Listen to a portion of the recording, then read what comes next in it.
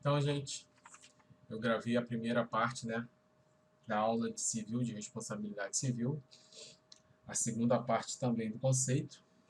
Vamos pegar agora os exercícios. Vamos lá. Então, ó, ano de 2020, tá? Banca CESP, promotor. João foi gravemente agredido por Pedro, de 15 anos de idade. Em razão do ocorrido, João pretende ajuizar uma ação de indenização por danos materiais e morais contra Pedro e os pais, Carlos e Maria.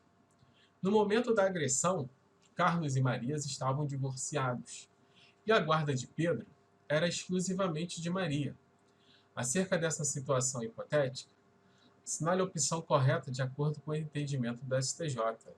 Há litisconsórcio necessário entre Pedro e seus pais, em razão da responsabilidade solidária entre o incapaz e os seus genitores? A ação poderá ser ajuizada contra os pais de Pedro, somente se for demonstrado que ele não possui patrimônio para reparar o dano? 4.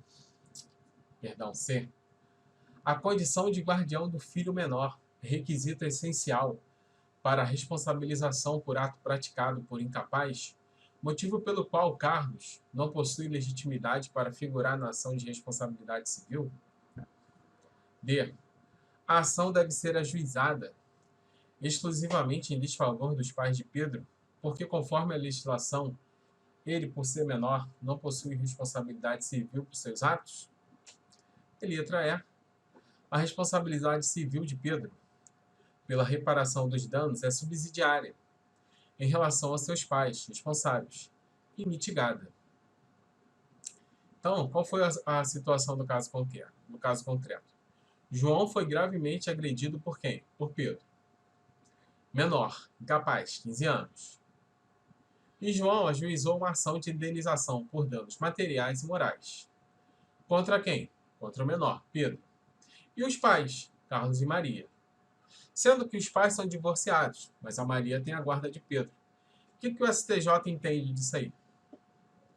Então, a responsabilidade dos amentais são os incapazes, né? Pessoas incapazes de compreender a real significação de seus atos e as respectivas consequências. Nós já lemos, mas vamos dar uma relembrada aqui. Não é ele responsável civilmente. O incapaz não é responsável. Se vier a causar dano a alguém, o ato se equipara à força maior ao caso fortuito. Se a responsabilidade não puder ser atribuída ao encarregado de sua guarda, a vítima ficará irressarcida. Mas esse entendimento mudou, como a gente viu aí, né? Depois de apontar o caminho percorrido até chegar finalmente ao reconhecimento da responsabilidade do amental, do incapaz, ideia que toma corpo na doutrina na jurisprudência.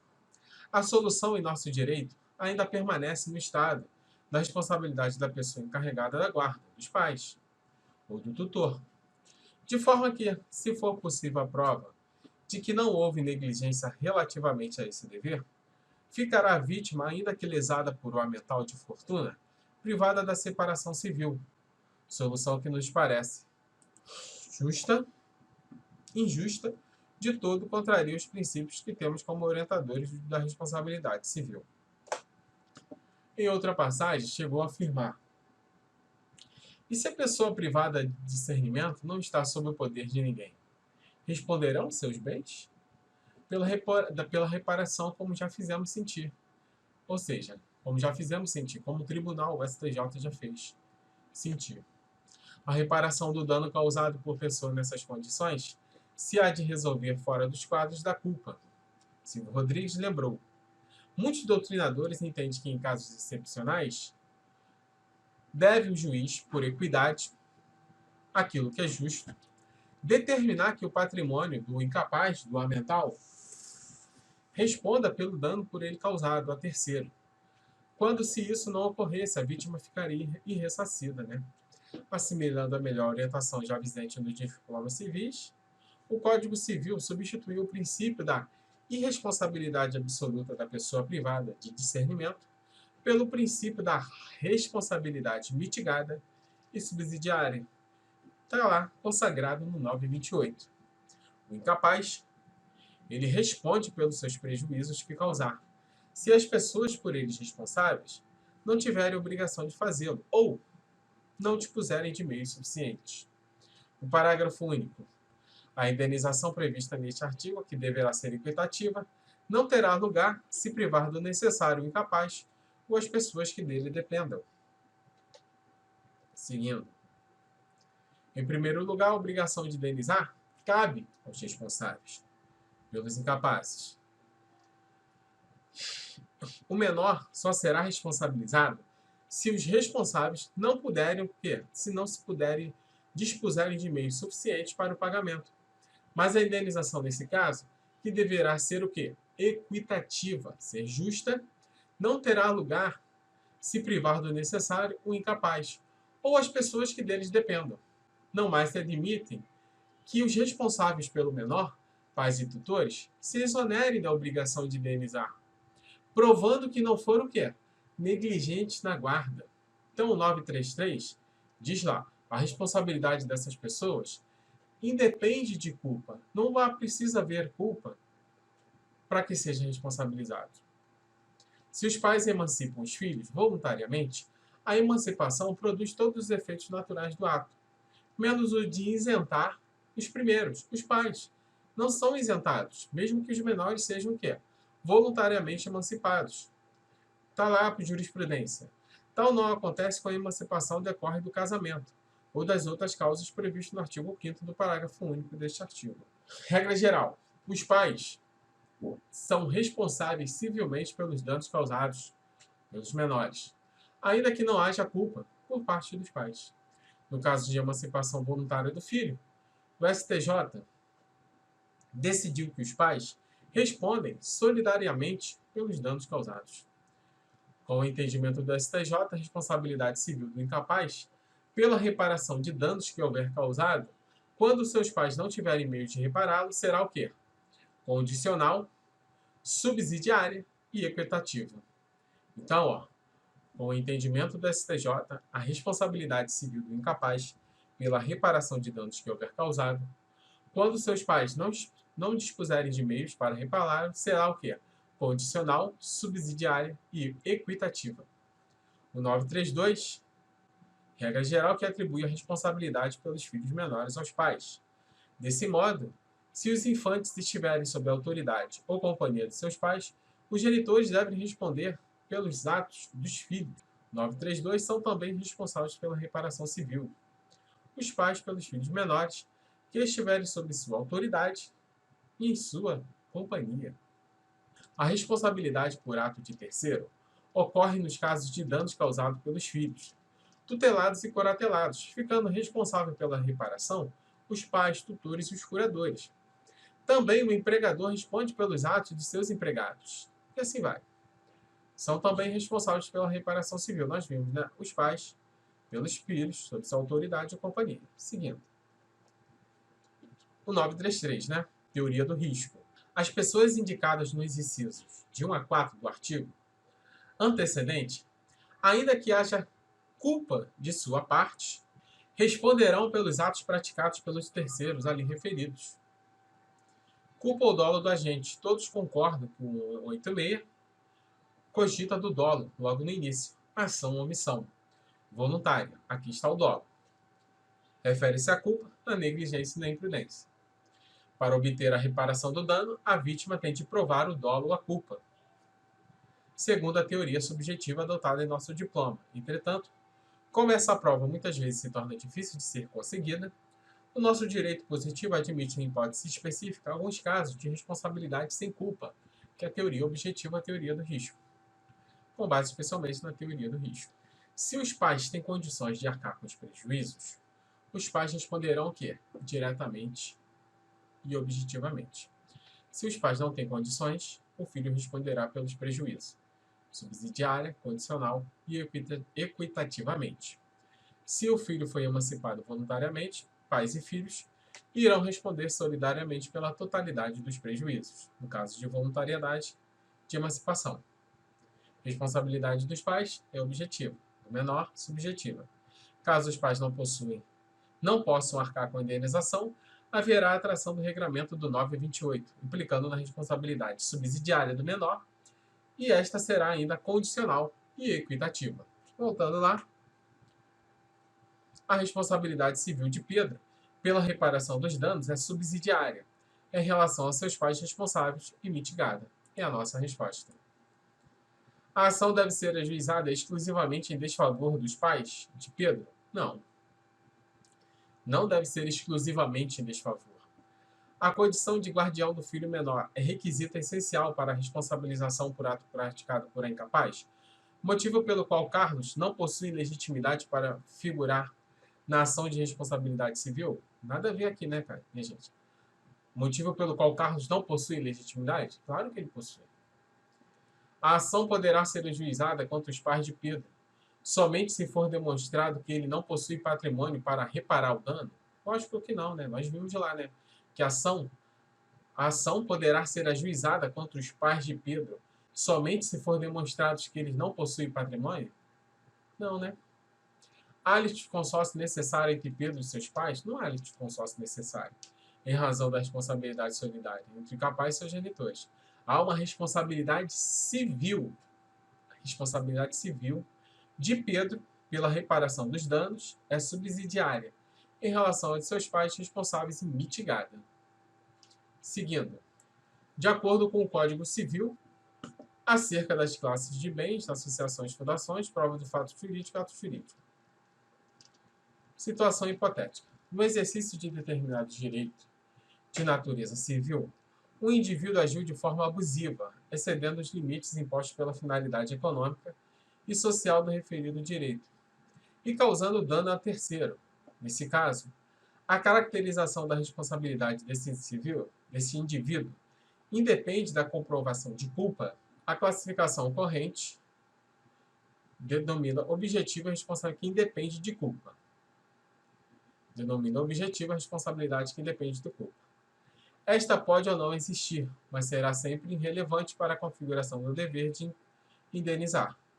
Indispensável será a relação de causalidade entre a ação e o dano, uma vez que, mesmo no caso de responsabilidade objetiva, não se pode acusar quem não tenha dado caso ao evento. Nessa classificação, os casos de culpa presumida são considerados hipóteses de responsabilidade subjetiva. Então, os casos de culpa presumida têm culpa, mesmo que seja presumida, a responsabilidade é subjetiva, pois se funda ainda na culpa, mesmo que presumida. Na responsabilidade objetiva, prescinde-se. Prescindir significa não é necessário. A palavrinha CESP adora muito a CESP adora muito essa palavrinha prescindir. Prescindir não é necessário. Imprescindível é necessário. Na responsabilidade objetiva, prescinde-se, não é necessário totalmente, da prova da culpa. Ela é reconhecida como mencionada, independentemente de culpa. Basta assim que haja relação de causalidade entre a ação e o dano. Para a caracterização do abuso do direito, basta o critério objetivo finalístico. Para a caracterização do abuso de direito, basta o critério objetivo finalístico. Abuso de direito. Está lá no 187. O exercício irregular do direito causa um ilícito. Então, o exercício irregular de um direito causa um ilícito. No abuso de direito, o agente excede no conteúdo do que aparentemente está dentro dos parâmetros legais. Dá-se mau uso dos direitos subjetivos, decorrentes da lei ou do contrato. O ordenamento jurídico em diversos dispositivos revela-se contrário ao exercício irregular de um direito. 186. A denominação do ato ilícito, aquele que por ação ou omissão voluntária, negligência ou imprudência, violar direito e causar dano, ainda que exclusivamente moral, comete ato ilícito. Contudo, quando o agente pratica um ato no exercício irregular de um direito, não comete um ato ilícito. É causa da excludente de ilicitude. Todavia, caso o exercício irregular de direito seja praticado um nítido abuso de direito, haverá ato ilícito com previsão no 87. Então, ó, o exercício irregular de um direito seja praticado em nítido abuso de direito, haverá um ato ilícito. A redação do 87 é clara ao dispor que também comete ato ilícito o titular de um direito que, ao exercê-lo, excede manifestamente os limites impostos pelo seu fim, econômico ou social, pela boa-fé ou pelos bons costumes, Trata-se, pois, do abuso de direito considerado ato ilícito. Aqui no 87. Comete ato ilícito o titular de um direito que, ao excede manifestamente os limites impostos pelo seu fim econômico ou social, pela boa-fé ou pelos bons costumes. Trata-se, pois, do abuso de direito e considera um ato ilícito. Vamos lá ao enunciado 37. A responsabilidade civil decorrente do abuso de direito, independe de culpa objetiva, fundamenta-se somente no critério objetivo finalístico. A responsabilidade civil decorrente do abuso de direito, independente de culpa, fundamenta-se somente no critério objetivo finalístico. Então, Rodrigues explica que trata de um critério objetivo finalístico porque há abuso de direito, quando ele não é exercido de acordo com a finalidade social para a qual foi conferido, sendo os direitos conferidos aos homens para serem usados de uma forma que se acomode aos interesses coletivos, obedecendo à finalidade. Então, voltando lá, no exercício de determinado direito de natureza civil, um indivíduo agiu de forma abusiva, excedendo os limites impostos pela finalidade econômica e social do referido direito, e causando dano a terceiro. Olha aí. A assertativa nesse caso, a caracterização. Nesse caso, a caracterização da responsabilidade desse indivíduo independe da comprovação de culpa. Independe da comprovação de culpa. Nós vimos lá, né? Aqui, ó. A responsabilidade civil decorrente do abuso do direito independe de culpa e fundamenta-se somente aonde? No critério objetivo finalístico, enunciado 37, gente. Então, a questão está certinha. Próxima questão. De acordo com o Código Civil e a jurisprudência. As concessionárias de rodovia respondem civilmente por roubos e sequestros ocorridos na dependência de estabelecimento do suporte mantido para a utilização de usuários dessas rodovias. Nós vimos lá, né, gente? Que as concessionárias de rodovia, elas respondem civilmente por roubos. Tá a rodovia ali, né? Tá a concessionária. Ali, o roubo é inerente ali à rodovia? É algo que acontece rotineiramente ali? Sempre? Não, né, gente? Não é algo que acontece sempre dentro de uma rodovia. Roubo está inerente ligado ao quê? À segurança pública, né? A segurança pública é que responde por danos, por roubos, né? Por essas questões. Então, isso se considera que é um caso fortuito. Então, tá errado, né, gente? Não considera as concessionárias de rodovias, elas não respondem civilmente por roubo à mão armada dentro da rodovia, ali as dependências que estão dentro daquela rodovia, né? Da concessionária da rodovia. Não respondem civilmente. Vamos ver lá. Ó, entende o STJ aqui. Roubo e sequestro. O emprego de arma de fogo é um evento capaz e suficiente para romper com a existência do nexo causal. Então, a concessionária da rodovia, ela não tem o nexo de causalidade com isso. Não há uma causa com um roubo com arma de fogo ou um sequestro com um transeúnte ali que está passando de carro e tudo mais. Afastando assim a responsabilidade da concessionária de rodovias por roubos e sequestros ocorridos na dependência de estabelecimento de suporte mantido para a utilização de usuários das rodovias. Então, a concessionária ela não responde simplesmente por roubo, o emprego de arma de fogo e muito menos o sequestro. Em regra, o roubo afasta a responsabilidade. Por si só, o roubo já afasta, em regra, e o dever de indenizar, por se tratar de um fortuito externo. Não é algo inerente às concessionárias da rodovia. Então, é um fortuito externo. Súmula 130. A empresa responde perante o cliente pela reparação de dano ou furto de veículo ocorrido em seu estabelecimento. Isso aqui já é outro caso. Então, aqui nós vimos, né, que as concessionárias de rodovias elas não respondem civilmente por roubos e sequestros à mão armadas nas dependências, dentro das suas dependências ali da concessionária, das rodovias. Show? Pegou ali? Seguindo. Questão número 4. Situação hipotética dos direitos reais de garantia da responsabilidade civil. Atendendo ao pedido de seu amigo Flávio, Gustavo lhe deu uma carona em percurso compreendido entre o local de trabalho e a faculdade, onde ambos estudavam. Em determinado momento do percurso, Gustavo reduziu a velocidade do veículo por ter avistado um transeunte em uma faixa de pedestre, recebendo uma colisão violenta do carro que estava atrás com o do seu veículo. Em decorrência desse acidente, Flávio ficou paraplégico. Quem é Flávio? Que pegou a carona. Nessa situação, de acordo com a jurisprudência do STJ, o Gustavo, que estava na direção e deu carona a Flávio, poderá ser responsabilizado civilmente pelos danos materiais e morais suportados por Flávio? Claro que não, né, gente? Aqui, o Gustavo, ele não agiu nem com dolo e nem com culpa. E, além disso, ele deu uma carona. Não é um contrato de transporte aí. Foi uma carona. Foi gratuitamente. E ele não agiu nem com dolo e nem com culpa. Logo, ele não responde. Ele não tem responsabilidade civil por seu amigo Flávio, por ter dado uma carona a ele.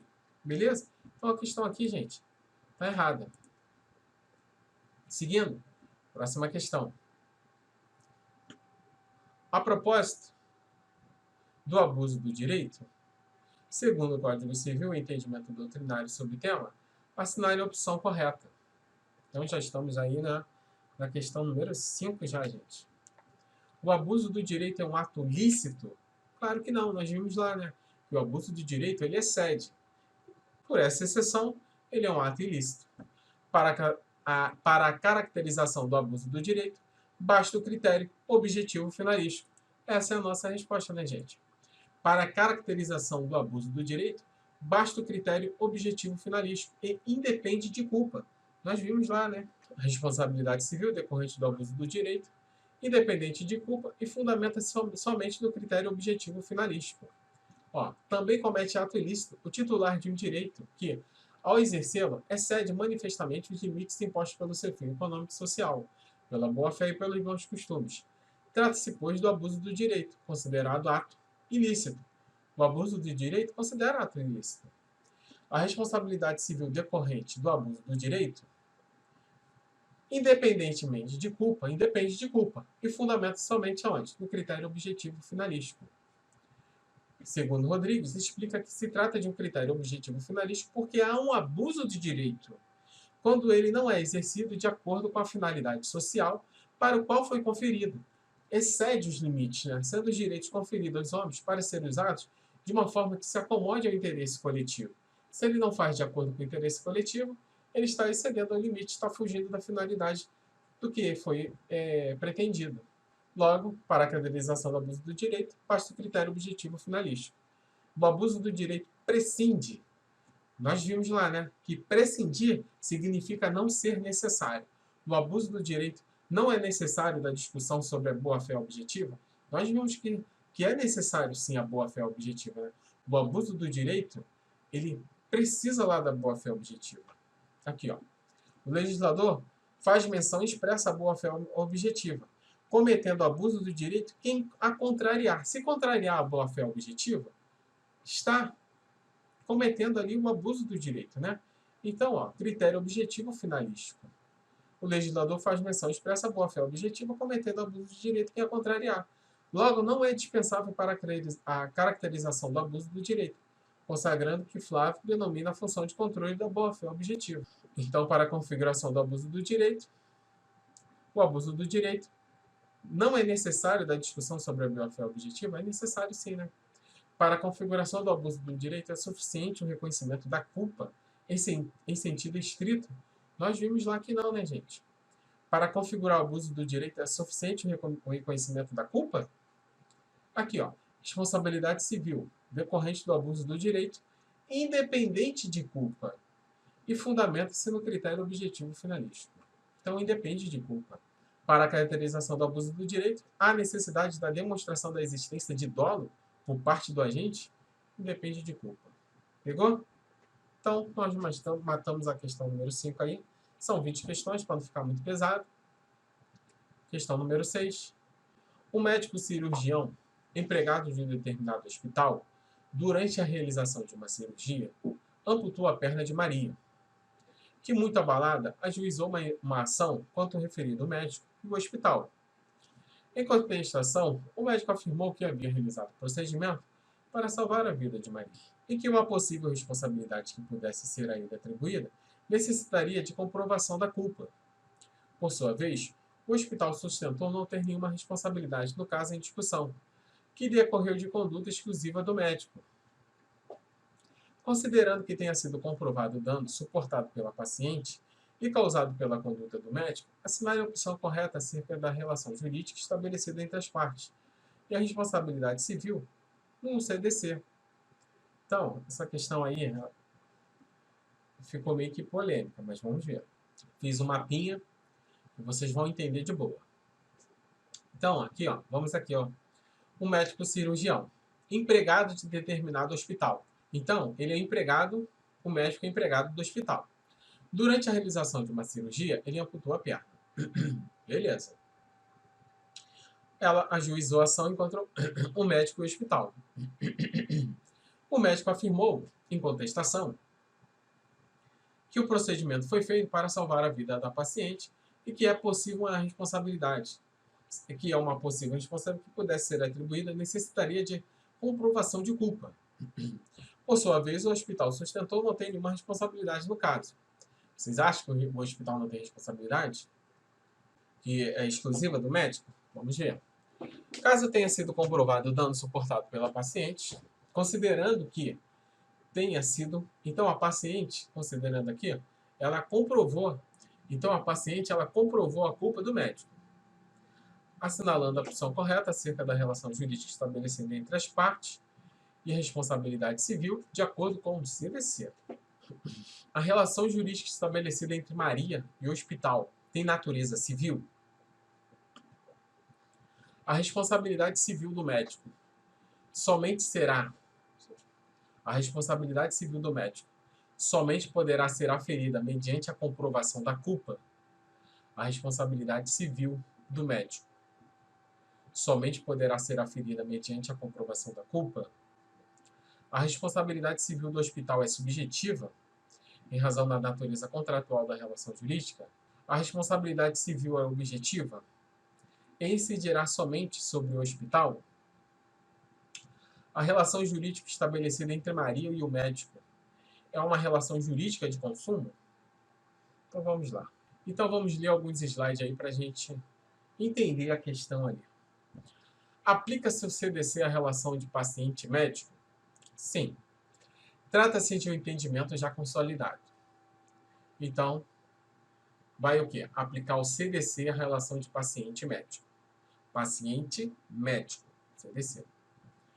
Vale a pena ressaltar que há críticas nesse sentido.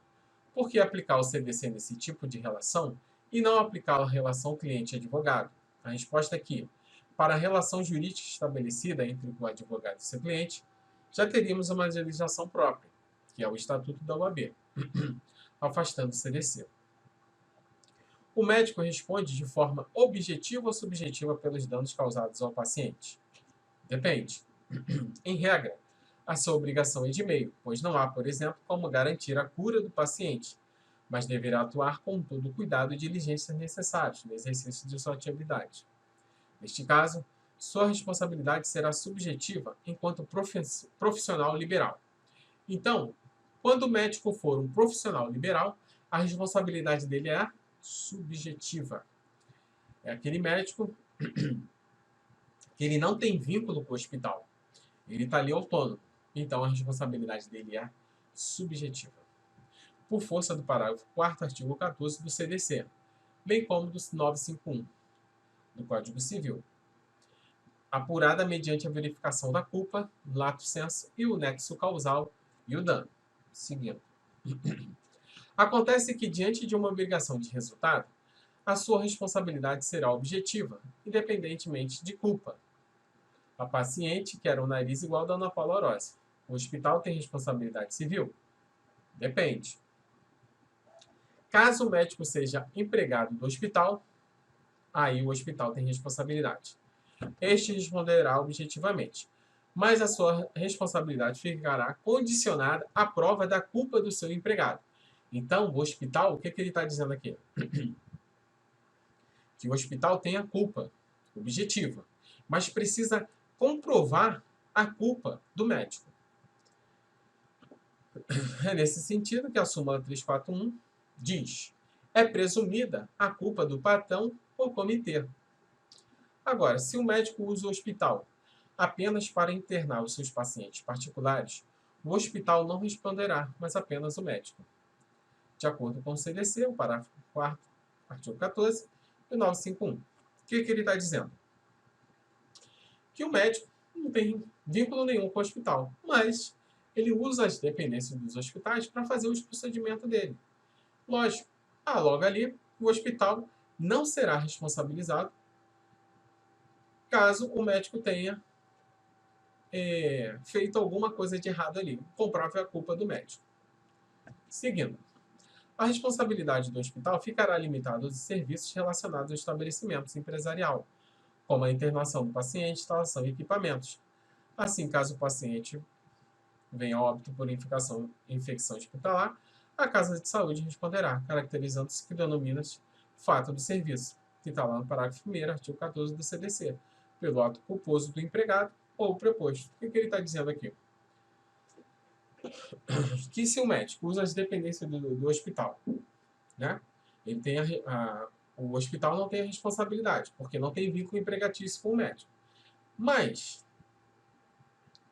caso o paciente venha ter alguma infecção, alguma coisa inerente ao hospital, o hospital é responsável pelo paciente.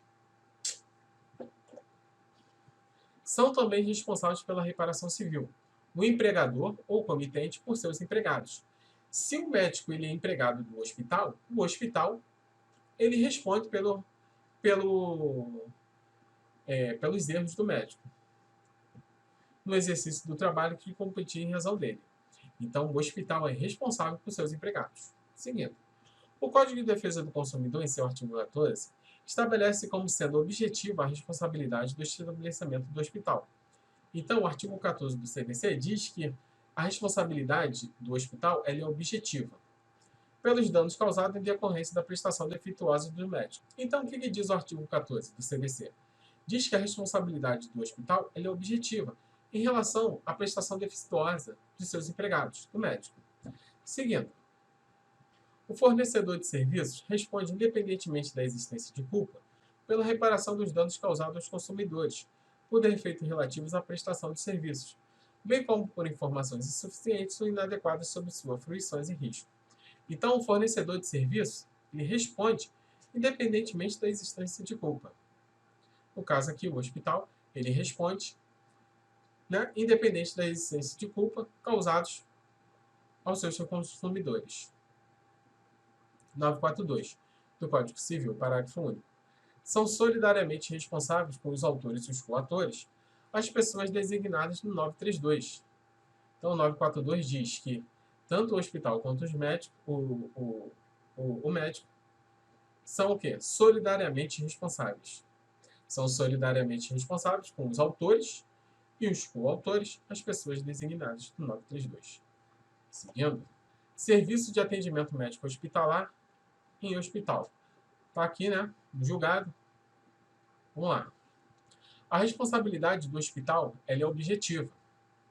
Então, a responsabilidade do hospital é objetiva. Quanto à atividade de seu profissional plantonista. Então, se o médico ele tem vínculo com o hospital tem uma responsabilidade objetiva com o paciente, de acordo com o artigo 14 do CDC. Seguindo. De modo que dispensada a demonstração da culpa do hospital, relativamente a atos lesivos decorrentes de culpa de médico integrante de seu corpo clínico no atendimento. A responsabilidade de médico atendente em hospital ela é subjetiva, necessitando de demonstração pelo lesado, mas aplicável à regra de inversão do ônus da prova. A responsabilidade de médico atendente em hospital é subjetiva. A verificação da culpa de médico demanda necessariamente o revolvimento do conjunto fático, probatório da causa, de modo que não pode ser objeto de análise por este tribunal. Demanda indenizatória proposta pelo marido de paciente morta em clínica médica, alegando o defeito na prestação de serviços médicos. Regra geral, artigo 14 do CDC. é a responsabilidade objetiva dos fornecedores pelos danos causados aos consumidores. Então, o que ele está dizendo? Que o hospital responde objetivamente aos consumidores pelos danos causados aos consumidores. Ó, a responsabilidade objetiva dos fornecedores, quem fornece o serviço, o hospital, pelos danos causados aos consumidores, os pacientes. A exceção prevista no parágrafo 4º do artigo 14. Imputando-lhes responsabilidade subjetiva, é restrito aos profissionais liberais. Então, o médico só terá responsabilidade subjetiva se ele for um profissional liberal. Se ele não tiver vínculo empregatício com o hospital, impossibilidade de interpretação extensiva de regras de exceção. O ônus da prova de inexistência de defeito na prestação de serviço médico é da clínica recorrida por imposição legal. Seguindo. Na apelação. A relação travada entre o paciente, médico e hospital, como no caso presente, enquadra-se como relação de consumo. Enquadra-se como relação de consumo, sendo regida pelo CDC. A relação jurídica estabelecida entre Maria e o hospital tem natureza civil? Nós vimos que tem uma relação de consumo. A relação jurídica estabelecida entre Maria e o hospital, paciente e hospital, relação de consumo. Então, a letra A vai por terra. A responsabilidade civil do médico somente poderá ser aferida mediante a comprovação da culpa? A responsabilidade civil do hospital é subjetiva? Nós vimos que não. A responsabilidade civil do hospital ela é objetiva. Letra C e letra A já caíram por terra. A responsabilidade civil do médico somente poderá ser aferida mediante a comprovação da culpa. Vamos ver essa. A responsabilidade civil é objetiva e incidirá somente sobre o hospital? Essa é a nossa resposta. A responsabilidade civil é objetiva e incidirá somente sobre o hospital. Porque aqui no caso concreto, voltando nele, o médico cirurgião é empregado num hospital, ele é empregado do hospital, né? Então aqui, ó, considerando que tenha sido comprovado o dano suportado pela paciente e causado pela conduta do médico, considerando que tenha sido comprovado o dano suportado pela paciente e causado pela conduta do médico. Então, a paciente, ela comprovou o dano do médico. A relação jurídica estabelecida entre Maria e o médico é uma relação jurídica de consumo? Então, entre paciente, médico e hospital, enquadra-se como uma relação de consumo. Por isso a questão polêmica, tá? Entre a letra D e a letra E. Seguindo. Conforme a inteligência dos artigos, tal, por se incluir o tratamento perseguido pela paciente como produto, tal. A regra geral da distribuição do ônus da prova é a de que cabe o autor provar o fato constitutivo de seu direito. Então, olha aqui, ó. A regra geral da distribuição do ônus da prova é a de que cabe o autor, a paciente, provar o fato constitutivo de seu direito, enquanto que ao réu cabe provar a existência de fato impeditivo, modificativo ou extintivo do direito do autor. Competia a gente demonstrar que a compressa jurídica presente no corpo da autora não ocorreu em razão do procedimento por ele realizado. A conduta do médico do hospital, consistente no esquecimento da compressa cirúrgica no interior do corpo da paciente, configura uma conduta culposa. Se é culposa, independente de culpa, né? Uma conduta culposa, que enseja a reparação, de forma solidária, pelos danos suportados pela autora paciente, de forma solidária, tanto pelo médico quanto do hospital. Seguindo, a responsabilidade civil do hospital, ela é o quê? Objetiva. A responsabilidade civil do hospital, ela é objetiva. Ocorre que estamos diante de uma obrigação solidária, não incidindo apenas sobre o hospital, mas também sobre o médico. Estamos diante de uma relação consumerista, travada entre paciente, médico e hospital, em consonância com os artigos 2º e 3º do CDC. Por isso que lá, a letra E, a relação jurídica estabelecida entre Maria e o médico é uma relação jurídica de consumo. Por isso que foi uma questão polêmica. Ficou entre a letra D e a letra E. Seguindo, vamos nela. A conduta do médico e do hospital, consistente no esquecimento de compressa cirúrgica no interior do corpo do paciente, configura uma conduta culposa, que enseja a reparação de forma solidária, pelos danos suportados pela autora paciente. Então, a responsabilidade civil do médico hospital. Outro slide aqui. O hospital tem uma responsabilidade, porque o médico possui um vínculo empregatício. Se não tivesse um vínculo empregatício, apenas o médico responderia. Seria uma responsabilidade subjetiva. Lembra? Observando-se que a responsabilidade por ser um profissional liberal é subjetiva. Comprovado o vínculo, esta responsabilidade do hospital será objetiva e solidária. Por que solidária? Nós vimos lá, né? Então, a responsabilidade solidária está aqui, ó, no 942 do Código Civil. São solidariamente responsáveis pelos autores e os coautores as pessoas designadas no 932. 932 são também responsáveis pela reparação civil. O empregador, o comitente por seus empregados, serviçais e preposto no exercício do trabalho que lhes competir ou em razão deles. Então, por que a relação jurídica entre marido e o médico não é uma relação jurídica de consumo? Porque é uma relação que está aqui no Código Civil. O empregador, por seus empregados, no exercício do trabalho que lhes competir ou em razão deles, são também responsáveis pela reparação civil o empregador por seus empregados. 942. São solidariamente responsáveis com os autores e os coautores as pessoas designadas no 932. Então, são solidariamente responsáveis. Os autores e os coautores. O hospital e os médicos são solidários. São responsáveis solidários. E são responsáveis pela reparação civil de acordo com o 932. Então, aqui, a relação jurídica estabelecida entre marido e médico é uma relação de natureza civil, enquanto que a relação jurídica estabelecida entre marido e hospital é uma relação de consumo. Foi comprovado o vínculo, esta responderá a responsabilidade do hospital será uma responsabilidade objetiva e solidária. Solidária por quê? O 932 e o 933. Se comprovada a culpa do médico, aqui, ó. Comprovado o vínculo. Tem vínculo entre o médico e o hospital? Tem. Nós vimos lá no caso concreto. Esta responsabilidade do hospital será uma responsabilidade objetiva e solidária. Comprovada a culpa do médico, isto porque incide nos casos do quê? De natureza civil, que incide no artigo no 932 e no 933, como a gente acabou de ver, que existe a apuração da culpa do profissional. Exige a apuração da culpa do profissional. Considerando que tenha sido comprovado o dano suportado pela paciente, causado pela conduta do médico. Ela comprovou a culpa do médico. Caso contrário, os atos técnicos praticados pelos médicos sem vínculo de emprego ou subordinação com o hospital são imputados ao profissional pessoalmente, eximindo-se a entidade hospitalar de qualquer responsabilidade. E aqui nós temos a relação de consumo. Se não concorreu para ocorrência do dano. Então, se ele é um profissional liberal, responsabilidade subjetiva, relação de consumo. Se ele é empregado, a relação dele é aqui, ó. Responsabilidade civil objetiva incidirá somente no hospital. A relação jurídica estabelecida entre marido e médico, ela é uma relação de natureza civil. De natureza civil. Mas se ele não tiver vínculo com o hospital, é uma natureza de consumo.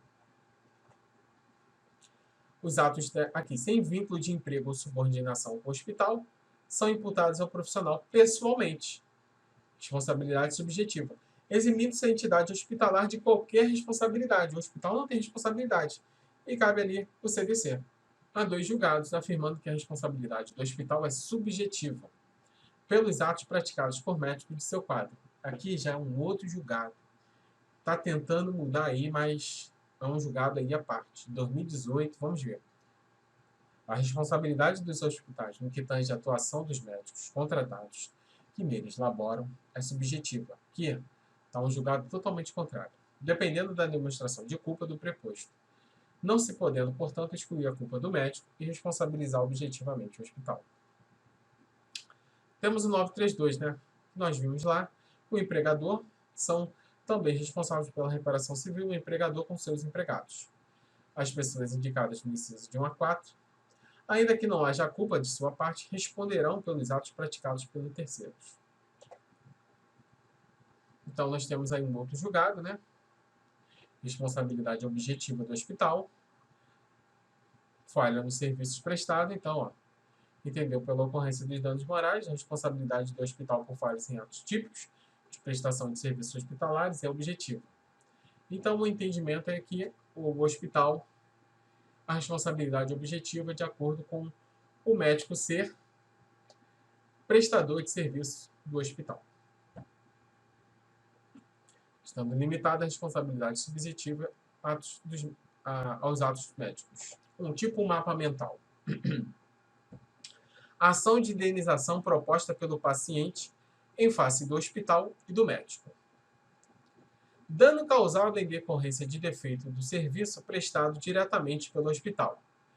Então, o dano causado em decorrência de defeito do serviço prestado foi pelo hospital. Responsabilidade objetiva do hospital. Então, o hospital tem uma responsabilidade objetiva. Ação de indenização proposta entre face médico, vamos lá. Dano causado em decorrência de erro cometido por um médico empregado do hospital. Então, aqui o médico ele tem um vínculo empregatício com o hospital. Necessidade de demonstrar culpa do médico para responsabilizar o hospital. Tem a necessidade de demonstrar culpa do médico para responsabilizar o hospital.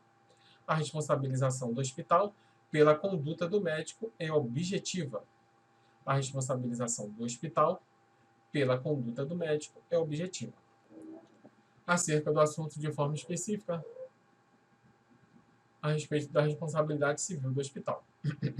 O hospital tem responsabilidade porque o médico possui vínculo empregatício com ele. Se não tivesse vínculo empregatício, apenas o médico responderia, observando-se que a responsabilidade por ser um profissional liberal é subjetiva. Comprovado o vínculo, esta responsabilidade do hospital será o quê? Objetiva e solidária, se comprovada a culpa do médico. Então, comprovada a culpa do médico, o hospital ele tem uma responsabilidade objetiva e solidária. Porque incide nos casos 932 e 933, que exigem a apuração da culpa do profissional. Caso contrário, os atos técnicos praticados pelos médicos, sem vínculo de emprego ou subordinação com o hospital, são imputados ao profissional pessoalmente, eximindo-se a entidade hospitalar de qualquer responsabilidade, se não concorreu para a ocorrência do dano. Então, nós vimos aí que a responsabilidade civil é objetiva e incidirá somente sobre o hospital.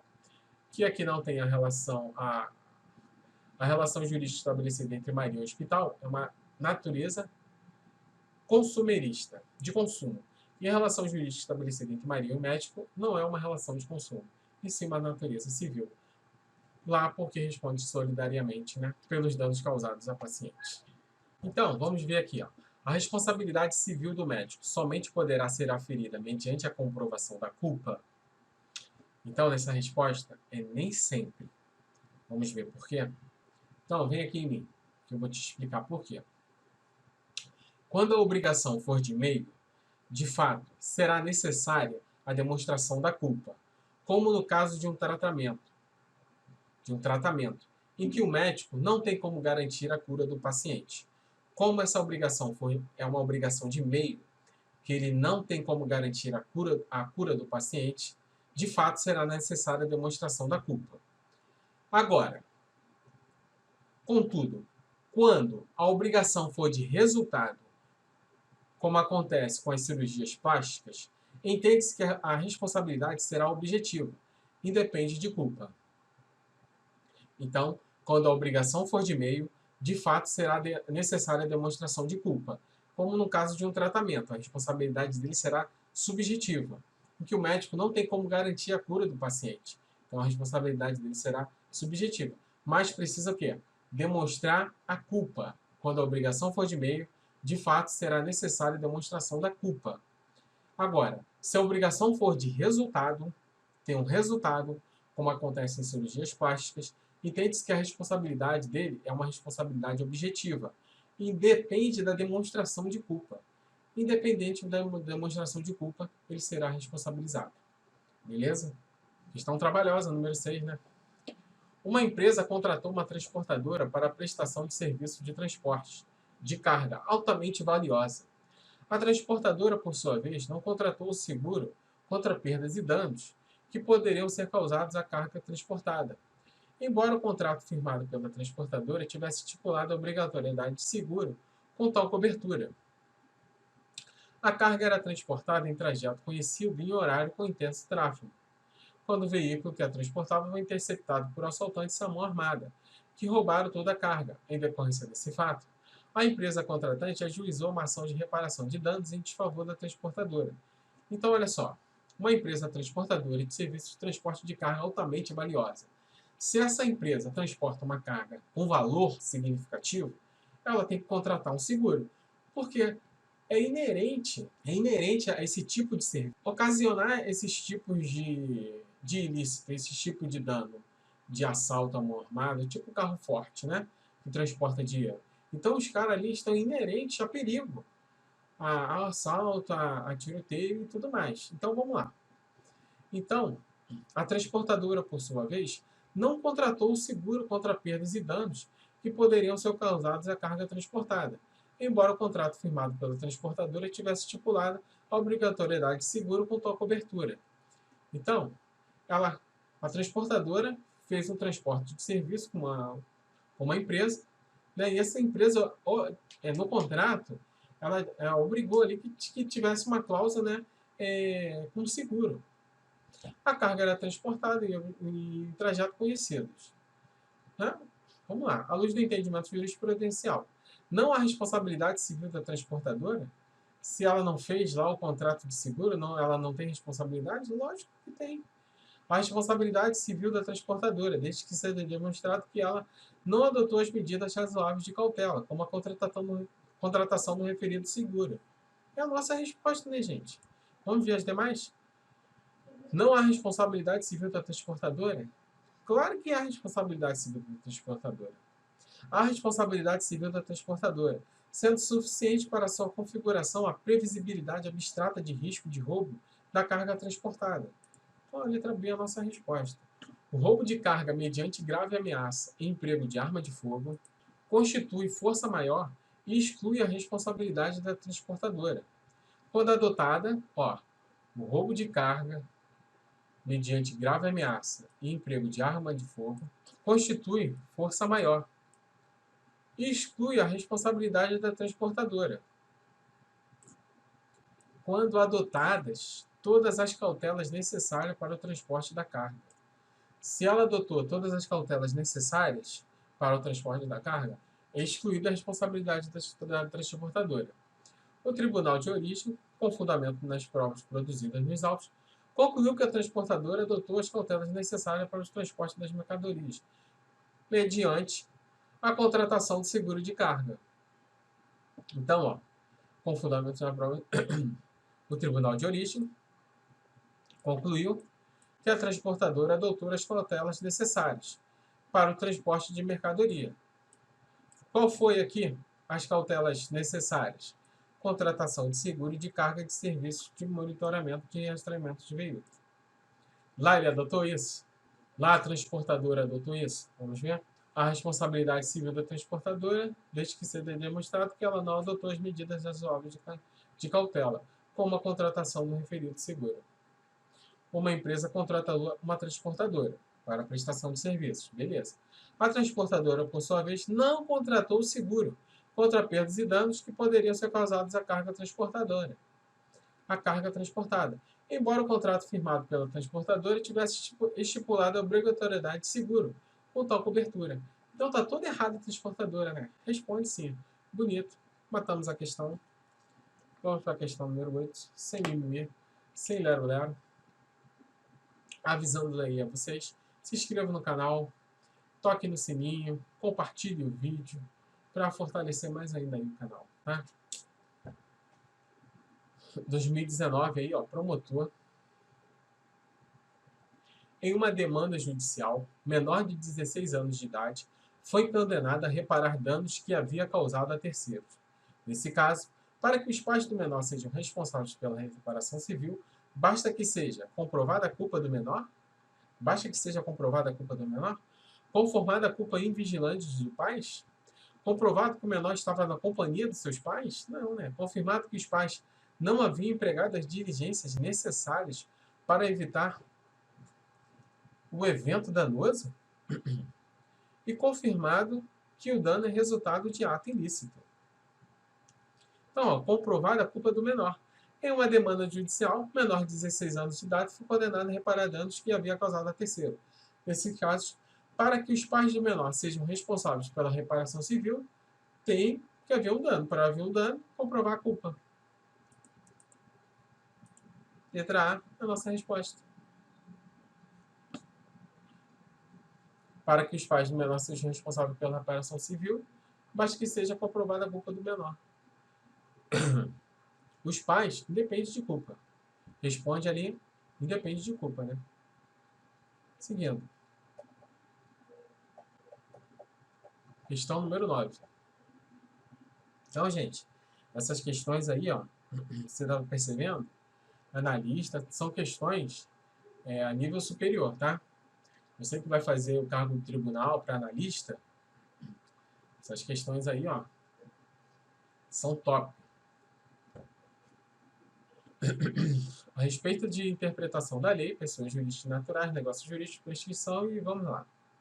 Um indivíduo embriagado transportava em seu carro um passageiro, por simples cortesia, quando, por descuido, colidiu de frente com uma árvore às margens da pista. Assertativo. A embriaguez do motorista não atrai responsabilidade pela reparação de eventuais danos materiais causados ao passageiro, posto que o transporte por simples cortesia auto gratuito, nós vimos lá, né, gente? O que nós vimos? Aqui em mim. Que o transporte de cortesia não tem contrato. Então, se não houver dolo nem culpa, o condutor, o motorista, ele não tem responsabilidade. Mas se houver dolo e culpa, ele tem uma responsabilidade ali pela pessoa do carona. Então, você que dá carona, se você fizer alguma bobagem, mesmo que por culpa, negligência, imprudência ou imperícia, você responde pelas pessoas que estão dentro do seu carro, mesmo que por cortesia. Então, aqui a embriaguez do motorista não atrai responsabilidade? Errado, atrai sim. Ele responde, tá? Seguindo, questão número 10. Quando a gente lê um resuminho, fica rapidinho, né?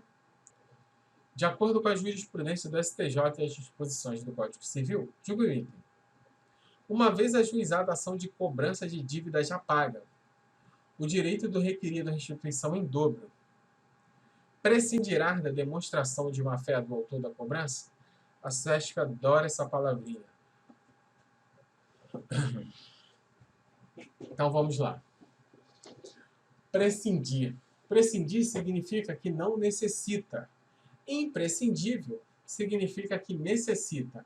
Então, o que ele está dizendo aqui? Que uma vez ajuizada uma ação de cobrança de dívida já paga, o direito do requerido à restituição em dobro não necessita da demonstração de má-fé do autor da cobrança? Vamos ver. Caio promove uma ação de cobrança em face de Tício, por um suposto débito no valor de R$1.000. Tício, em sua contestação, comprova que o pagamento já foi realizado. Requer que o autor seja condenado a lhe pagar o dobro, com base no artigo 940. É o nosso artigo, vamos a ele? Aquele que demandar por dívida já paga, no todo ou em parte, sem ressalvar as quantias recebidas ou pedir mais do que for devido, ficará obrigado a pagar ao devedor, no primeiro caso. Aquele que demandar por dívida já paga, no primeiro caso, o dobro do que houver cobrado. E no segundo, as quantias pedir mais do que for devido. No segundo, equivale do que dele exigir, salvo se houver prescrição. Então, para o STJ, Tício pode ser válido de referido dispositivo legal por toda e qualquer via processual.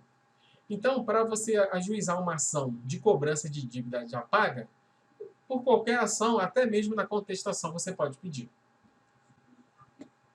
Mas há a necessidade de que o réu demonstre a má-fé por parte do autor da ação. É preciso demonstrar a má-fé por parte daquele que está pedindo que pague novamente. Você tem que demonstrar a má-fé. Como eu vou demonstrar a má-fé dele? Se você tem um recibo que você já pagou, você tendo esse recibo que você já depositou, aquele valor em conta, você está demonstrando a má-fé do autor. Beleza? Então, uma vez ajuizada a ação de cobrança de dívida já paga, o direito do requerido à restituição em dobro prescindirá não necessita da demonstração de má-fé do autor da cobrança? Pelo contrário, né?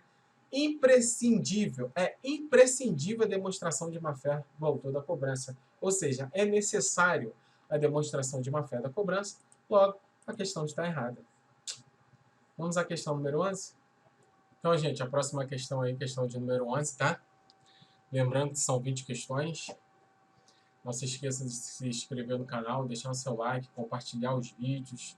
Muito importante para fortalecer o canal aí e ajudar cada vez mais. De acordo com a jurisprudência da STJ e as disposições do Código, a sanção civil de pagamento em dobro, por cobrança de dívida já adimplida, pode ser pleiteada na defesa do réu, independentemente da propositura de ação autônoma ou de reconvenção para tanto? Certinho, gente. Independente da ação, você pode entrar com a contestação também, tá? Então, certinho, na cobrança de dívida já adimplida, você pode pleitear na defesa do réu. A aplicação da sanção civil do pagamento em dobro, cobrança judicial de dívida já adimplida, pode ser postulada pelo réu na própria defesa, independendo da propositura da ação autônoma ou do manejo de reconvenção, sendo imprescindível, necessário, a demonstração de má-fé do credor. Lucas, vítima de importante perda de discernimento, em razão de grave doença degenerativa em estágio avançado, devidamente representado por sua filha e curadora Maria, ajuizou uma ação de indenizatória por danos materiais e morais contra determinada instituição financeira, sustentando que foram realizados saques indevidos em sua conta corrente com a utilização de cartão magnético clonado. Durante a instrução processual, foi comprovado que os fatos alegados na petição eram verdadeiros. E diante dessa situação, conforme jurisprudência, como o ilícito foi praticado por terceiro, que clonou o cartão magnético e efetuou os saques, ficou configurado o evento que rompeu o nexo causal, afastando a responsabilidade da instituição financeira. Então, como o ilícito foi praticado por terceiro, que clonou o cartão magnético e efetuou os saques, ficou configurado o evento que rompeu o nexo causal, afastando a responsabilidade da instituição financeira? Claro que não. Não afastou a responsabilidade da instituição financeira em hipótese de maneira nenhuma. Vejamos o STJ. 479. As instituições financeiras respondem objetivamente, independente de culpa, teoria do risco, lembra? Pelos danos gerados por fortuito interno, relativo a fraudes e delitos praticados por terceiro no âmbito de operações bancárias. O que é um fortuito interno e um fortuito externo? O fortuito interno é aquele algo que aconteceu inerente à instituição.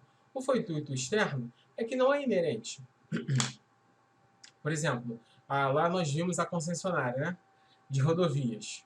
Roubo, foi um roubo lá a uma loja que está dentro da concessionária, está dentro daquela rodovia gerada pelaquela concessionária. Não tem responsabilidade civil ali, porque é um fortuito externo, não é inerente à coisa. Agora, o caminhão que transporta valores, né, ele precisa fazer o seguro. Se ele não fizer o seguro, é inerente o roubo. Então, olha aqui. As instituições financeiras respondem objetivamente pelos danos gerados por fortuito interno, relativo às fraudes por fortuito interno. Então, é inerente às instituições financeiras o quê? Clonagem de cartão, o cara entrar lá na conta bancária e sacar o dinheiro do outro, tirar o dinheiro da conta corrente e botar em outra conta. É inerente às instituições financeiras. Show? Então, para entendermos melhor essa questão no que toca ao caso fortuito, vamos sair um pouco do âmbito das instituições financeiras. O motorista da empresa 1001 transportava os passageiros em seu local de destino, quando o ônibus colidiu com um caminhão. Então, o ônibus interestadual colidiu com um caminhão. Foi constatado que o motorista do caminhão estava alcoolizado. A empresa de transporte responde pelos danos gerados aos passageiros, mesmo tendo o motorista agido com diligências necessárias, responde, porque é algo inerente ao ônibus, é algo inerente ao transporte de pessoas e de bagagem. Mesmo que a culpa tenha sido do outro que colidiu, que estava bêbado. Fortuito interno. Estamos diante de um fortuito interno. Mesmo não tendo sido o motorista culpado, esse risco é inerente à atividade. bem como o exemplo do estouro dos pneus, inerente à atividade do ônibus. Digamos que se ao invés do acidente, os passageiros tivessem sido assaltados. A empresa responde: não, porque o assalto, o roubo, não é inerente, não é uma coisa que acontece repetitivamente. Isso na Suíça. Aqui no Brasil não, né? Aqui no Brasil não acontece isso. Então, pois aqui já estaremos diante de um fortuito externo. Então, essa ação de um roubo dentro de um ônibus é um fortuito externo, não é inerente ao, ao ônibus, ao transporte de passageiros e de bagagem. Muito menos no Brasil, né? Só lá na Suécia. Voltando ao caso narrado, fica mais claro entender o sentido do fortuito interno e percebemos que o cartão clonado faz parte dos riscos inerentes às atividades das instituições financeiras. Então, como o ilícito foi praticado por terceiro, que clonou o cartão magnético e efetuou os saques, fica configurado um evento que rompeu o nexo causal. Não rompeu o nexo causal, afastando a responsabilidade das instituições financeiras e não afasta a responsabilidade da instituição financeira e nem rompe o nexo causal. Então a questão está errada. Próxima questão, número 3, sem mimimi, sem lero. Vamos ao que segue. Ao planejar uma exodontia, o cirurgião dentista não tinha percebido que estava observando a radiografia pelo lado contrário. Esses cirurgiões lá da Suécia. Durante o procedimento, estragou equivocadamente o dente colateral do paciente, que não tinha indicação para ser extraído. Com relação a essa responsabilidade civil e criminal do odonto, nessa situação hipotética, esse cirurgião dentista pode ser responsabilizado. Nós vimos lá, né? A responsabilidade pode ser civil, criminal, uma ou outra ou ambas, certo? Vamos lá no resuminho? Espécies de responsabilidade, né? Então nós vimos aqui a responsabilidade civil e a penal. Para efeito de punição ou de reparação, para aplicar uma outra forma de restauração da ordem social, é que se distingue. A sociedade toma conta daquilo que atinge diretamente, deixando ao particular a ação para restabelecer-se à custa do ofensor, no status com a anterior ofensa. Deixa não porque se não impressione com ele, mas porque o Estado ainda mantém um regime político que explica a sua não intervenção. Está restabelecida a vítima na situação anterior, está desfeito o desequilíbrio experimentado, ou seja, reparado o dano. Quando ocorre uma colisão de veículos, por exemplo, o fato pode acarretar a responsabilidade civil do culpado, que será obrigado a pagar as despesas com o conserto do outro veículo e de todos os danos causados, mas poderá acarretar também a sua responsabilidade penal, se causou ferimentos em alguém e se configurou o crime do 129, parágrafo 6º, ou do 121, parágrafo 3º. Significa que uma ação ou omissão pode acarretar a responsabilidade civil do agente ou apenas a responsabilidade penal, ou ambas as responsabilidades. No caso da responsabilidade penal, o agente infringe uma norma de direito público. O interesse lesado é o da sociedade. Na responsabilidade civil, o interesse diretamente lesado é o privado. O prejudicado poderá pleitear ou não a reparação. Ao planejar uma exodontia, o cirurgião dentista não tinha percebido que estava observando a radiografia pelo lado contrário. Durante o procedimento, extraiu equivocadamente o dente colateral do paciente, que não tinha indicação para ser extraído. Esse cirurgião dentista pode ser responsabilizado civil e criminalmente, respectivamente pelo dano cometido e pelo crime de lesão corporal. Então, apenas criminalmente? Não. Apenas civilmente? Não. Civilmente pelo crime de lesão corporal e criminalmente pelo crime de dano? Não. Apenas civilmente? Não. Civil e criminalmente, respectivamente, pelo dano cometido, civil, e pelo crime de lesão corporal. Essa é a nossa questão, letra E, de eu vou passar no concurso que você está estudando. Próxima questão, questão de número 14. Julgue os itens que se seguem. Responsabilidade civil do odonto é o dever jurídico do cidadão, do cirurgião dentista, de responder por atos praticados durante o exercício da profissão, quando ilicitamente causar dano a seu paciente ou a terceiro. Responsabilidade civil odonto é o dever jurídico do cirurgião de responder por atos praticados durante o exercício da profissão, quando ilicitamente causar dano a seu paciente ou a terceiro. Beleza. Os danos indenizáveis pelo cirurgião dentista são apenas de natureza material? Claro que não. Moral também, né, gente? A responsabilidade civil do cirurgião dentista é de natureza objetiva, ou seja, não depende de verificação de culpa. A negligência, a imprudência e a imperícia são modalidades de culpa. A negligência, a imprudência e a imperícia, elas são modalidades de culpa. A responsabilidade civil do cirurgião dentista é de natureza objetiva, ou seja, não depende da verificação da culpa. Vamos ver lá.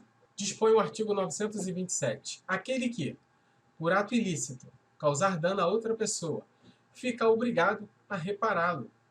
A responsabilidade civil ela pode ser objetiva ou subjetiva.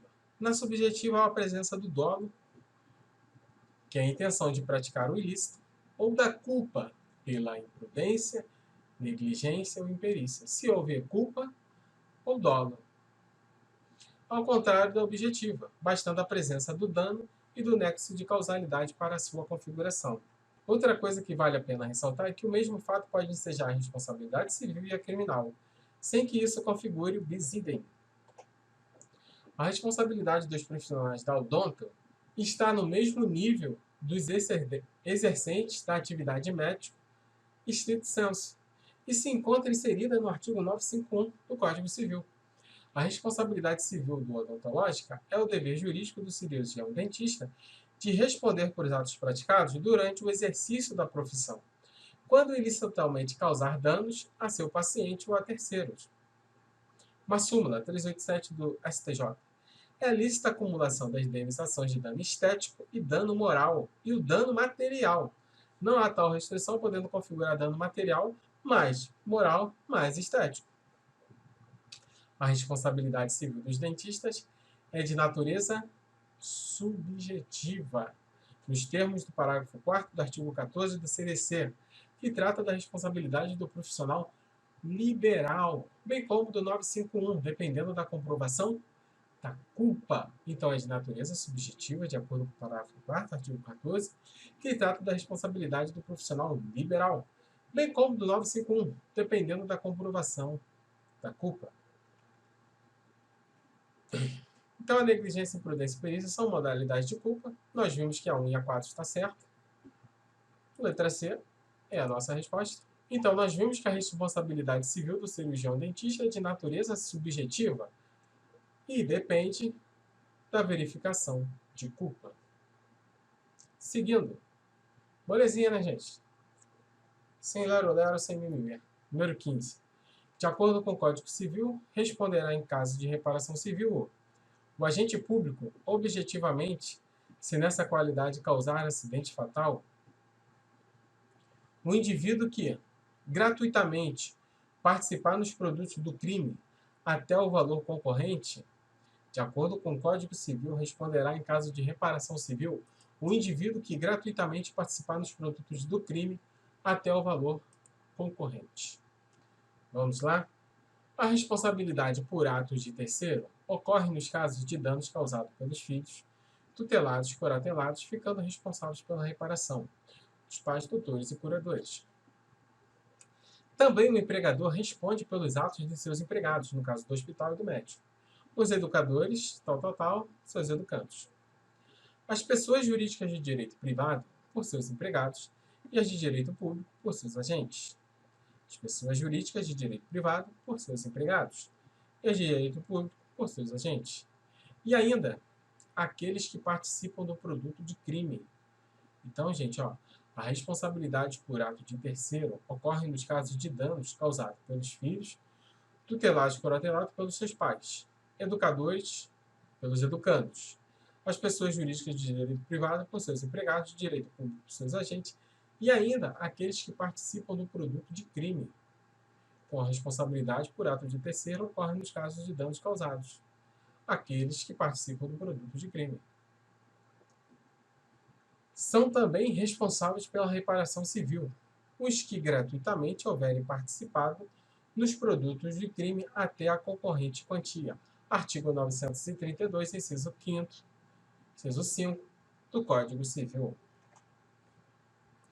Indivíduo que gratuitamente participar do produto do crime até o valor concorrente. Vimos aqui a letra da lei, né, gente?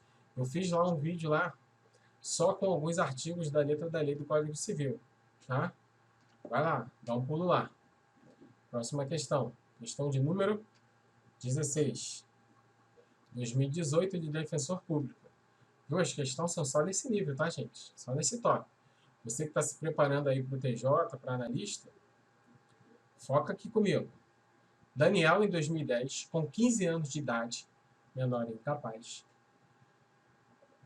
sem que seu pai Douglas soubesse, pegou o carro da família e saiu para se divertir. Errado, né?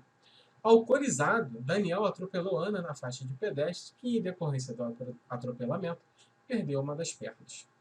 Em 2016, Douglas foi absolvido no processo penal, em sentença transitada em julgado, por ausência de provas em relação à sua culpa do atropelamento causado por seu filho Daniel.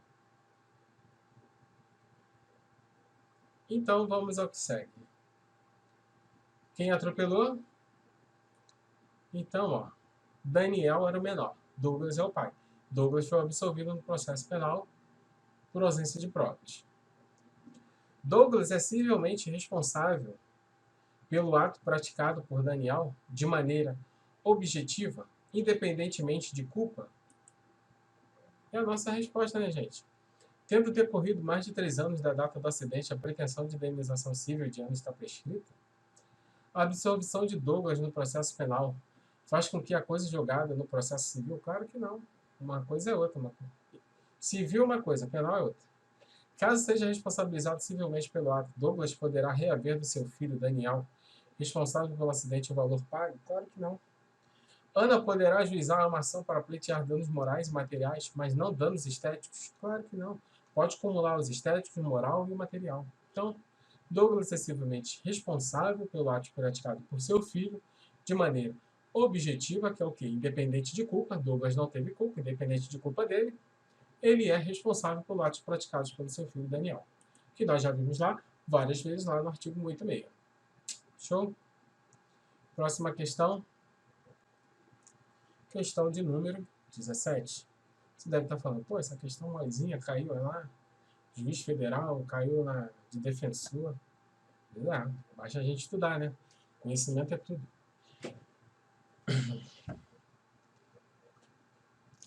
De acordo com o entendimento do STJ, a responsabilidade civil do incapaz pela reparação de danos que houver causado quando seus pais não tiverem meios de repará-los será solidária, mas mitigada, condicional, subsidiária e equitativa, ou de eficácia diferida? Eita! Solidária, mas mitigada? Condicional, subsidiária e equitativa? Vamos lá? Responsabilidade dos menores. A obrigação de indenizar cabe às pessoas responsáveis pelo incapaz. Este só será responsabilizado se aquelas não dispuserem de meios suficientes para o pagamento. Mas a indenização, neste caso, que deverá ser equitativa, justa, não terá lugar se privado necessário, o incapaz ou as pessoas que deles dependam. Não mais se admite que os responsáveis pelo menor pais e tutores se exonerem da obrigação de indenizar, provando que não foram negligentes na guarda, porque, como mencionado, a responsabilidade dessas pessoas independe de culpa, né, gente? Regra geral: os pais, representantes legais, são responsáveis civilmente pelos danos causados pelos seus filhos menores, ainda que não haja culpa por parte dos pais. Beleza. No caso de emancipação voluntária do filho, decidiu que o STJ que os pais respondem solidariamente pelos danos causados, seguindo o entendimento, a responsabilidade civil do incapaz pela reparação de danos que houver causado quando seus pais não tiverem meios de repará-los será condicional, subsidiária e equitativa. Então, aqui, condicional, subsidiária e equitativa. 2 e 3, letra D, é a nossa resposta. Solidária não, né? Solidária aqui, ó, no caso de emancipação voluntária do filho, decidiu que os pais respondem solidariamente pelos danos causados.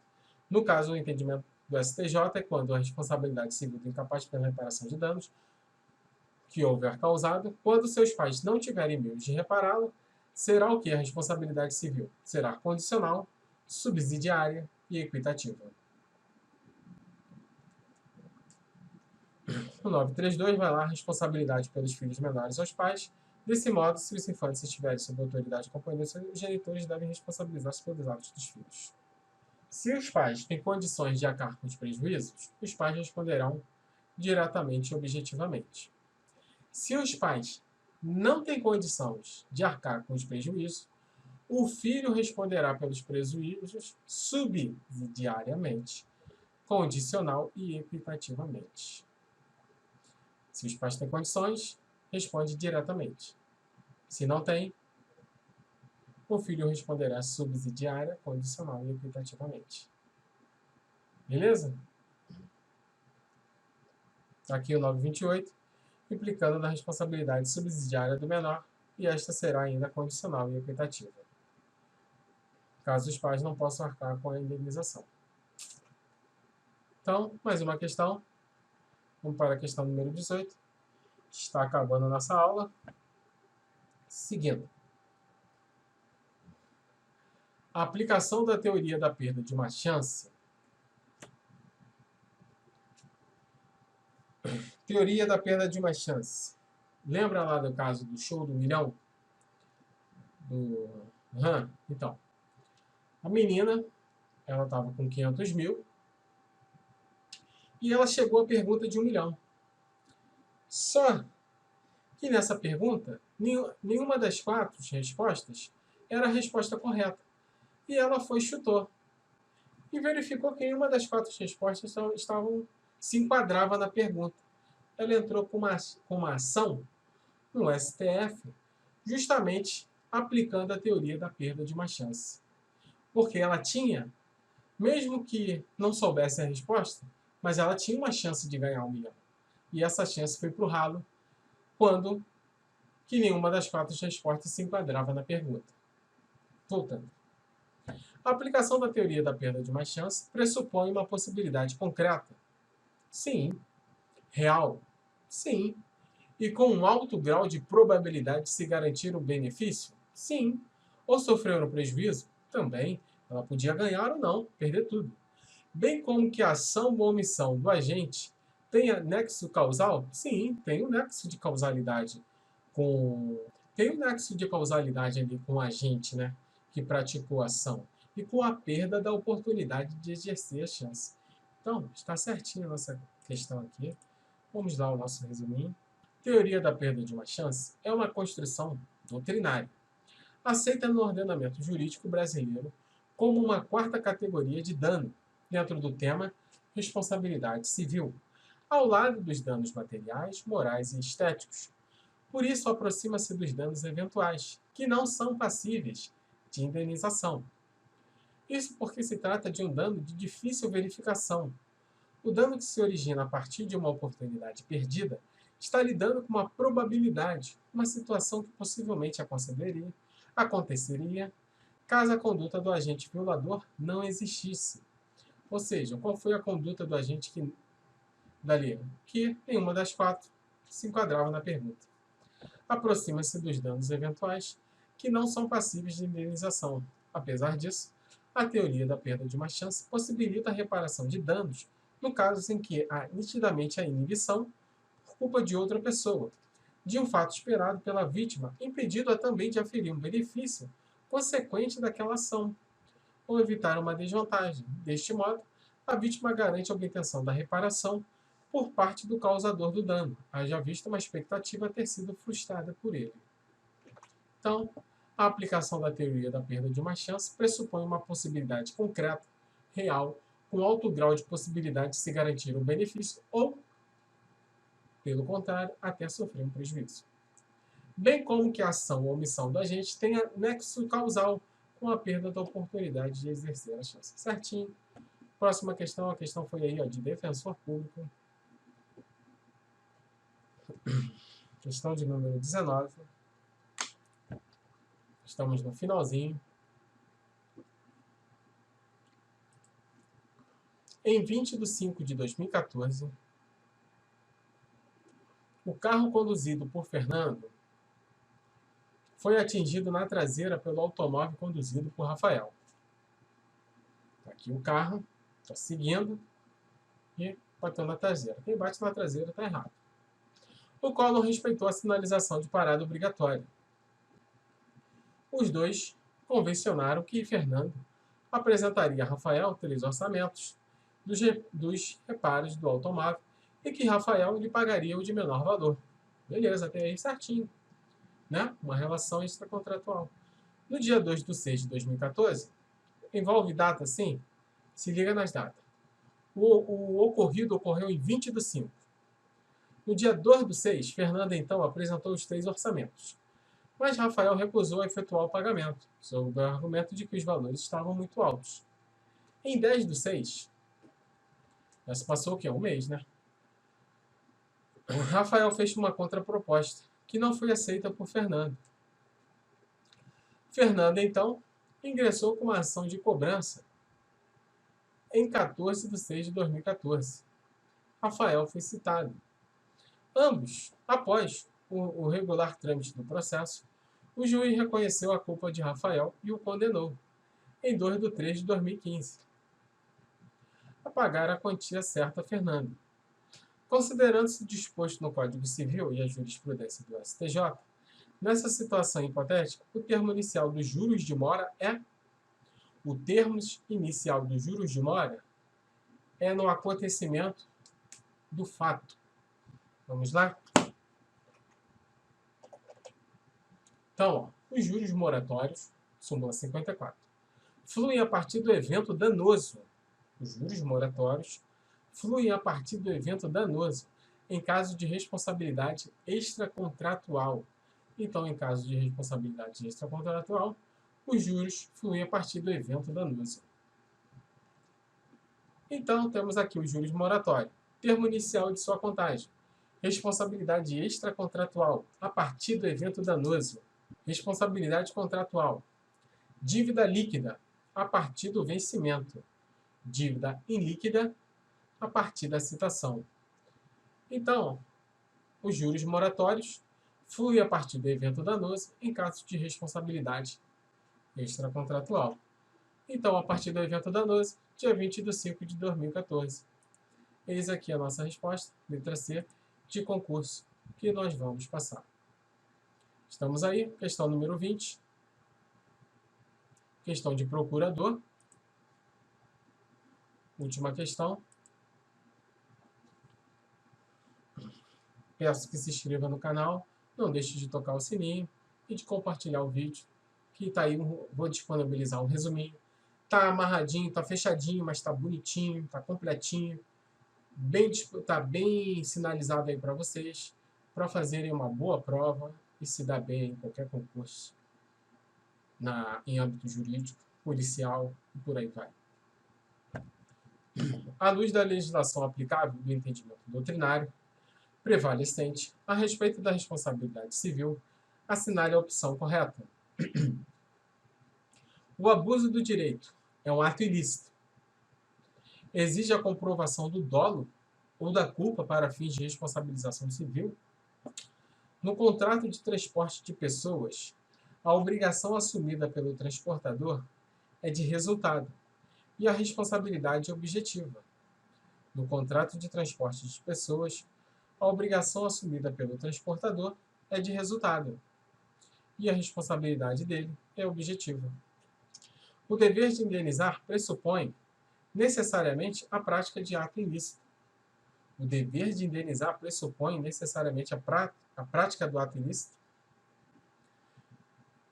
No que se refere ao nexo causal, elemento da responsabilidade civil, o Código Civil adota a teoria da equivalência das condições. No que se refere ao nexo causal, elemento da responsabilidade civil, adota a teoria da equivalência das condições. Meu Deus, vamos lá. No contrato de transporte de pessoas, a obrigação assumida pelo transportador é de resultado e a responsabilidade é objetiva no contrato de transporte de pessoas. O transportador responde pelos danos causados às pessoas transportadas e suas bagagens, salvo por motivo de força maior, sendo nula qualquer cláusula excludente da responsabilidade. Parágrafo único. É lícito ao transportador exigir a declaração do valor da bagagem. 735. A responsabilidade contratual do transportador por acidente com passageiro não é elidida, por culpa de terceiro. Não é eliminada por culpa de terceiro, contra o qual tem ação regressiva.